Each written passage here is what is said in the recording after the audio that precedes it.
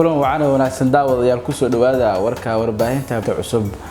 In ka badan 160 saraakiil oo ka tirsan howlgalka ADMIS ayaa soo gaaray magaalada Muqdisho. Saraakiishan oo qayb ka howlgalka ADMIS ee Soomaaliya ayaa ka yimid dalka Nigeria, waxa ayna ka soo degeen garoonka diyaaradaha Aadan Cadde ee magaalada Muqdisho, iyadoo ay soo dhaweeyeen madaxda howlgalka ADMIS. ciidamadan ayaa ku biiraya kuwa ka howlgala koonfurta dalka, iyagoona qaadi doono dagaalo lagu ciribtirayo kooxda argagixisada shabaab ee dhibaatada ku haya shacabka Soomaaliyeed. xaalad abaareed ayaa ka jirta gobolka Gado, iyadoona dad hor leh oo ka soo barakacay deegaanadooda iyo degmooyinkooda ay soo gaarayaan magaalooyinka qaar.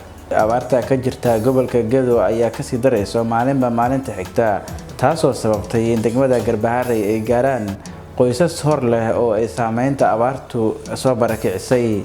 dadkan ayaa ka soo qaxay deegaanada hoostaga degmada Ceelwaq, iyagoona codsaday in gargaar degdeg ah lala gaaro, waxaana sidoo kale ka dhamaaday dhammaan wixii xoolo ah ay lahaayeen. dadkan ayaa sidoo kale isugu jira waayeel, caruur iyo dhalaan yar, waxa ayna sheegeen inaysan arkin wax roob ah ilaa ay 4 xilli. ciidamada booliiska Soomaaliya ayaa howlgal ka sameeyay degmada Hiliwa ee gobolka Banaadir. ciidamada booliiska iyo maamulka degmada Hiliwa oo iskaashanayo ayaa howlgal ay saakay ka sameeyeen degmadaasi, waxa ay ku soo qabteen 4 rag ah oo dhac u geysanayay shacabka xaafadda suuqa xoolaha. raggan ayaa la sheegay in muddooyinkii u dambeeyay ay dhibaato ku hayeen dadka ku nool xaafadda suuqa xoolaha, isla markaana dhowr moobeel ay ka dhaceen. saraakiil ka tirsan amniga degmada Hiliwa ayaa sheegay in 4 rag ah ay qabteen ay u gudbiyeen xarunta hay'adda dambibaarista ee CID-da, sidoo kalena ay jiraan rag kale oo ay baadigoobayaan. ugu dambeyntiina diyaarad hubsiday ayaa ku burburtay dalka Gariiga.